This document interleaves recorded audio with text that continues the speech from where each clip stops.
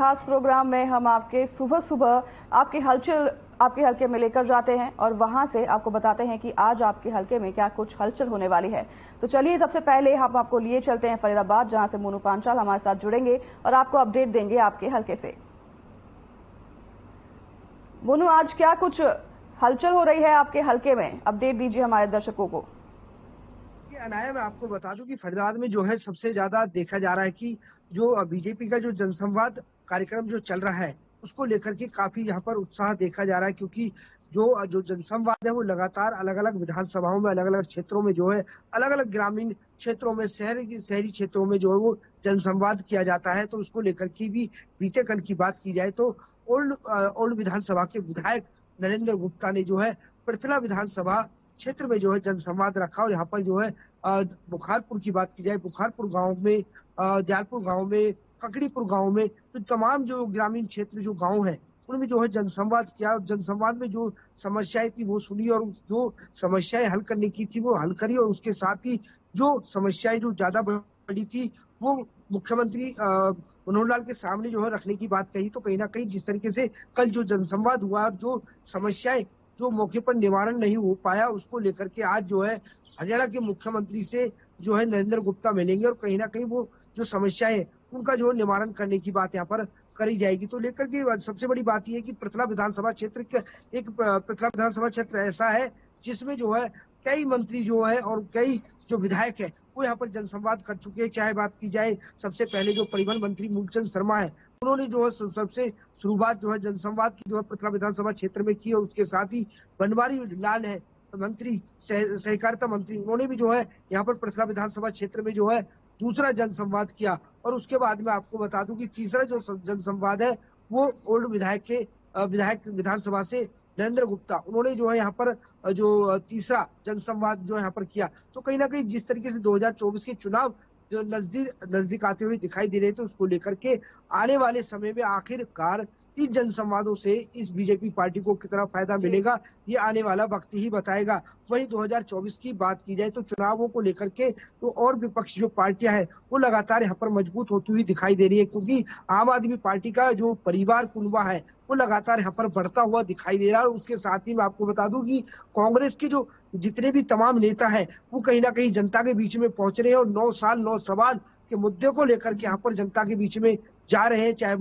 चाहे वो बात की जाए तो 9 जो सवाल है उसमें जो है बल्लभगढ़ से पलवल तक का जो मेट्रो स्टेशन है उसमें जो किसी तरीके का कोई काम नहीं हुआ है। फरीदाबाद से गुरुग्राम के लिए मेट्रो का काम शुरू होना था, उसका कोई काम शुरू नहीं हुआ है। चाहे वो 200 करोड़ घोटाले की बात की जाए, चाहे वो धान घोटाले की बात की जाए, चाहे वो शराब घोटाले की बात की जाए, तो तमाम मुद्दों को लेकर के कहीं ना कहीं जो कांग्रेसी नेता है वो 9 साल और 9 सवाल को लेकर के जनता के बीच में पहुंच रहे हो। कहीं ना कहीं जनता को समझाने की बात यहाँ पर की जा रही है कि जो सरकार 9 साल हो चुके हैं तो इतने बड़े 9 घोटाले जो यहाँ पर किए हैं, तो उसका सवाल जो है जनता से ही बातचीत करके 2024 में अपनी पार्टी को मजबूत करने की बात यहाँ पर साफ तौर से देखी जा रही है। वही तीसरी खबर की बात की जाए तो फरीदाबाद के मोहना गांव में धरने पर बैठे हुए ग्रामीण के लोग, क्योंकि एक जेवर से जो है जेवर का जो एक्सप्रेस वे रोड जो बनने वाला है उसको मोहना गांव में कट मांगने की मांग को लेकर के ग्रामीण क्षेत्र के लोग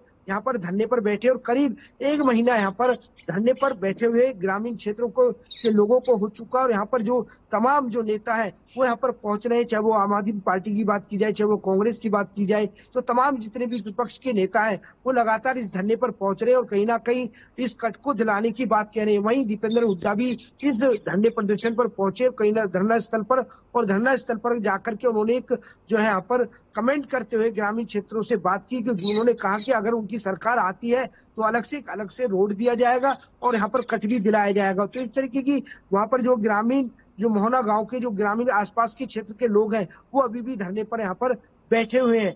वहीं चौथी खबर की बात की जाए तो जिस तरीके से किसानों की जो फसल है वो जो तो अब शुरू हो चुकी है, कहीं ना कहीं जो गेहूं की फसल है वो अब बोना शुरू कर दिया है। वहीं खाद की बात की जाए तो डीएपी और यूरिया की खाद की बात की जाए तो वो अब किसानों को शांतिपूर्ण तरीके से अब सेंटर पर मिल रहा है। किसी तरीके की और कोई भगदड़ यहाँ पर नहीं मच रही है। तो स्टॉक की बात की जाए तो स्टॉक में भी जो है काफी जो खाद है वो यहाँ पर रखा हुआ है। तो कहीं ना कहीं किसान इस जो फैसले से तो कहीं ना कहीं संतुष्ट नजर होते हुए दिखाई दे रहे कि अब उनको जो है खाद, यूरिया, तमाम जो जो जो कीटनाशक जो दवाइयां हैं वो यहाँ पर मिल रही हैं। वहीं पांचवी खबर की बात की जाए तो बल्लभगढ़ में जो कई इमारतें, ऐसी सरकारी इमारतें हैं जिस पर जो है पूरी मरम्मत न होने के चलते जो है जर्जर हालत में बिल्डिंग पहुंच चुकी है। चाहे वो बल्लभगढ़ के नगर निगम की बात की जाए तो बल्लभगढ़ का नगर निगम का जो बिल्डिंग है वो पूरी तरीके से जर्जर हालत बन चुकी है, क्योंकि लेंटर जो है उसका जो जो छत है वो पपड़ियां उछल उछल के यहाँ पर गिर रही है। अगर इस पर किसी तरीके का कोई ध्यान नहीं दिया गया प्रशासन ने तो यहाँ पर एक बड़ा हादसा यहाँ पर हो सकता है। तो कहीं ना कहीं नगर निगम की भी यहाँ पर प्रशासन की एक लापरवाही देखी जा रही है। वहीं छठी खबर की बात की जाए तो जो फरीदाबाद की जो पुलिस है उसमें जो है काफी फेरबदल यहाँ पर देखा गया है। तो कहीं जो है एसएचओ को बदला गया है, तो कहीं चौकी इंचार्ज को, तो कहीं क्राइम ब्रांच को। तो इस तरीके की तमाम जो पुलिस है उस पुलिस में काफी फेरबदल यहाँ पर किया गया है। तो कहीं जो पूरे फरीदाबाद की चौकी की बात की जाए तो पूरे फरीदाबाद के एसएचओ की बात की जाए तो फेरबदल यहाँ पर किया जा रहा है, ताकि जो जो पहले कभी एसएचओ नहीं लग पाए थे उनको एसएचओ लगने का मौका यहाँ पर दिया है। कभी वो चौकी इंचार्ज नहीं लगे उनको चौकी इंचार्ज लगने का मौका दिया है, ताकि जो क्राइम है उस पर कंट्रोल हो सके और ईमानदारी से काम पुलिस कर सके। तो इसको लेकर के यहाँ पर फेरबदल यहाँ पर किया गया है। वहीं सातवीं खबर की बात की जाए तो जिस तरीके से प्रदूषण को लेकर के यहाँ पर जो इक्वाई लेवल है वो लगातार यहाँ पर बढ़ता हुआ दिखाई दे रहा था, लेकिन अब फिलहाल की बात की जाए तो इक्वाई लेवल अब फिलहाल कम होता हुआ दिखाई दे रहा है, क्योंकि प्रशासन इस पर लगातार काम करता हुआ दिखाई दे रहा है। क्योंकि छिड़काव जगह जगह यहाँ पर किए जा रहे हैं और कहीं ना कहीं पराली को लेकर के अब पराली का जो मामला है जो जलाने का किसानों का वो अब बिल्कुल सामने नहीं दिखाई दे रहा है, क्योंकि अब जो है पूरी तरीके से गेहूं की फसल बुग चुकी है। तो इसको लेकर के इक्वाई लेवल जो है वो भी कम होता हुआ दिखाई दे रहा है। वहीं किसानों की बात की जाए तो किसानों की अब गेहूं जो है वो फसल अब वो उन्होंने बोना शुरू कर दिया है। तो इसको लेकर के तमाम जो फरीदाबाद की हलचल है वो यही रहेगी। जी मोनू जी, आपने बताया जिस तरह से आपने फसल की अभी यहाँ पर जिक्र किया है, तो आपके माध्यम से हम दर्शकों को बता दें कि जो अब धान बेचने के जो समय है 15 से 25 नवंबर पर कर दी गई है, क्योंकि कई किसान जो है वो पहुंच नहीं पाए हैं अपने धान जो है बेचने के लिए। सर, क्या कारण हो सकता है? आपको कुछ अपडेट है इस पर? बता दूं कि बीच में जो है सरकार की तरफ से भी कहीं ना कहीं यहाँ पर लापरवाही जरूर देखी गई थी, लेकिन जिस तरीके को रेटों को लेकर के कहीं जो ट्रांसपोर्ट जो यूनियन थी तो उसको लेकर के हड़ताल यहाँ पर की गई थी। तो उसको लेकर के जो किसान है वो अपने जो धान है उसको लेकर नहीं पहुंच पाए थे। तो इसको लेकर के अब जो सरकार है अब कुछ किसान पहुंचे नहीं है, लेकिन किसान जो सरकार है वो अब डेट आगे बढ़ाने की बात यहाँ पर कर रही है। तो इसको लेकर के अब किसान जो है, किसानों की जो धान है वो पूरी तरीके से एक एक दाना यहाँ पर खरीदा जाएगा। किसानों को निराश जो है सरकार नहीं करेगी। तो इसके सरकार के जो दावे हैं वो यहाँ पर बिल्कुल पुख्ता होते हुए नजर आ रहे हैं। पूरी व्यवस्थाएं वो दुरुस्त होती हुई नजर आ रही है।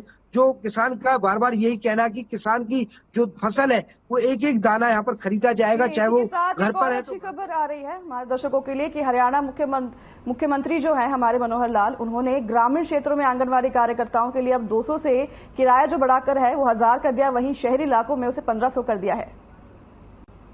इसी के साथ हम मोनू जी करेंगे आपका धन्यवाद, बहुत बहुत शुक्रिया हमारे दर्शकों को अपडेट देने के लिए। और फिलहाल इस कार्यक्रम में हमारे साथ बस इतना ही। मैं नाया शर्मा अब आपसे लूंगी विदा, मुझे दीजिए इजाजत, नमस्कार।